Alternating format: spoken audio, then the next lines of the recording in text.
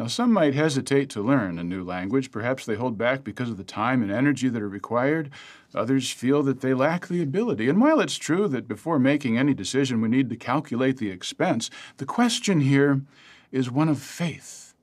Can the God who gave ability to Bezalel, who made the sun stand still for Joshua, who gave power to Samson, also give you the ability, time, and energy to help those who are begging for the favor of Jehovah?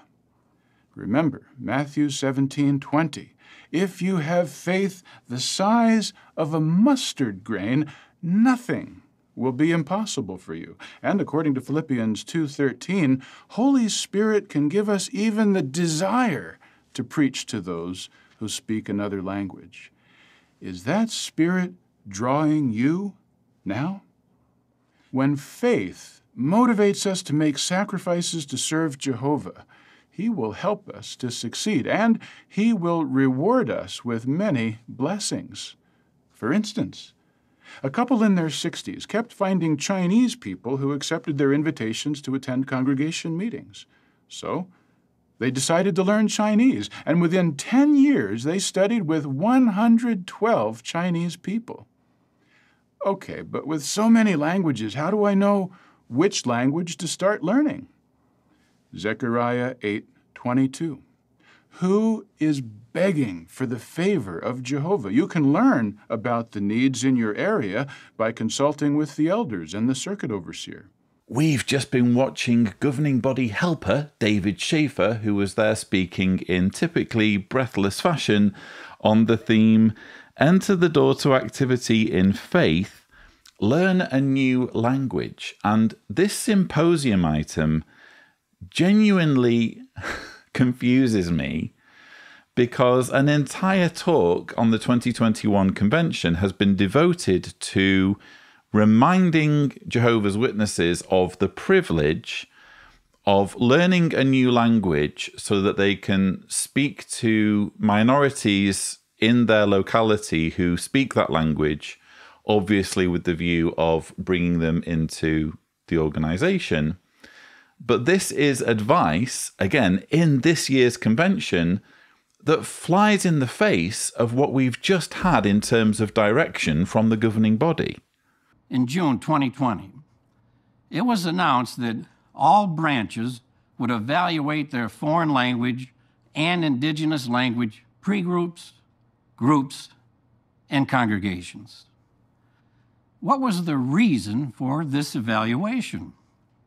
Notice what the governing body conveyed to the elders at that time. In recent years, Jehovah's people have responded to the call to expand their ministry by learning another language in order to reach honest-hearted ones, and publishers should be commended for their self-sacrificing efforts in this regard. Nevertheless, it has been noted that in some cases, pre-groups or groups show little evidence of growth, with few progressive Bible studies and few, if any, progressing to baptism. In harmony with 1 Corinthians 9:26, the governing body wants to be certain that we are making our blows count. The recent evaluation showed that some foreign language and indigenous language groups and congregations had existed for years and yet had few or no publishers who were dependent on the language. In other cases, the territory was very scattered, so publishers and pioneers had to travel long distances to find someone who could speak the language. Despite all of this effort, there were few Bible studies and few interested ones, if any, who attended meetings. What was Jehovah's Spirit telling us? It would be better to use our efforts in other fields. Thus, such pre-groups, groups, and congregations were dissolved. So I guess my question would have to be, who are we supposed to listen to?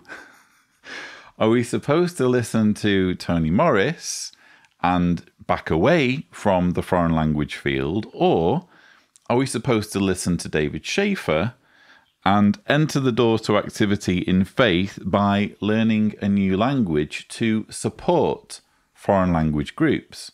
It's a mixed message, isn't it? And this, for me, is evidence of, I don't know, sloppiness and disorganization when it comes to arranging the convention program. Bear in mind that this convention program will have been in the works now for well over a year. I mean, bear in mind, they need to film all the dramatizations. They need to decide on the talks in advance of filming those dramatizations.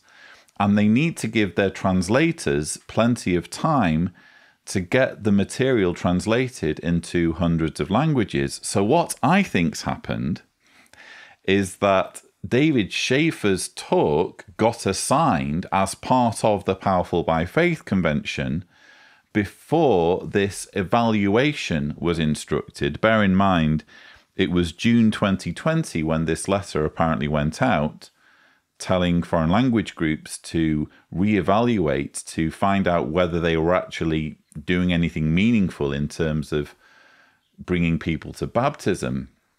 So June 2020, the letter goes out, and then as recently as April 2021, which is when Governing Body Update 3 went out, they reached this conclusion that actually foreign language groups aren't really doing anything. In most cases, as you heard there from Tony Morris, there's no one in the group, or in many cases, there's no one in the group who's dependent on the language. And there are very few, if any, people who are studying in what would be termed a progressive way with Jehovah's Witnesses. So essentially, it's a failed project. They identify this in April 2021 to the point where Tony Morris does this governing body update. But this is too late to stop the Powerful by Faith convention juggernaut, the wheels of which have already been put in motion months earlier. So what you end up with is a mixed message. I mean, again, who are we supposed to listen to here? For me, it just speaks to the fact that this is a very human organization. There's no real Holy Spirit involved. They're just as prone to slip-ups and disorganization as any other human organization. In the following video, note how one couple responds to a need in the field.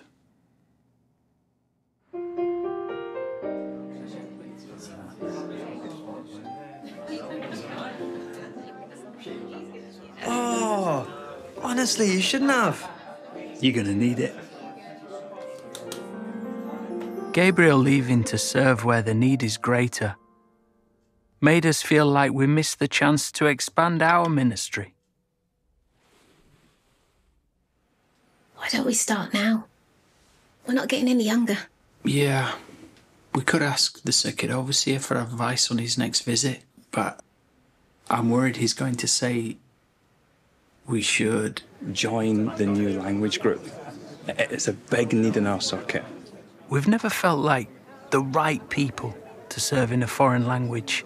Brother Lindstrom shared Zechariah 8:23 with us, which helped us to see how we could have a hand in helping men out of all the languages of the nations learn about Jehovah.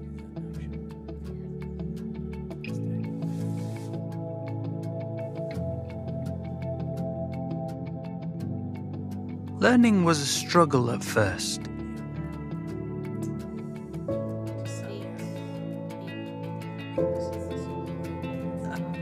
But with Jehovah's help, we made progress. Slowly.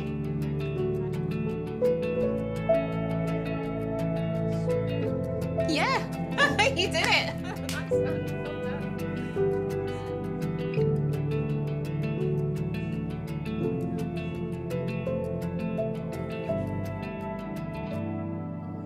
Even though the language was a challenge, loving our new family was not.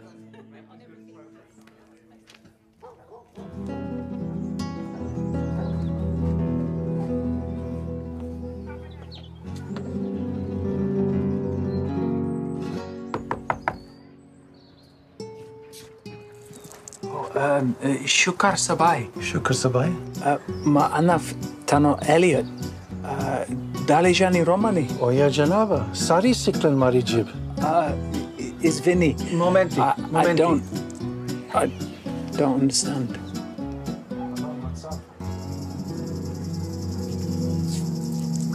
Morate Sune Akava. Say again what you say. Shukar Sabai. Ma anaf tano Elliot. Esti verunava. Osastu susikluvernici. Haidi comandre. Come. Haidi comandre. Okay. Oh, thank you.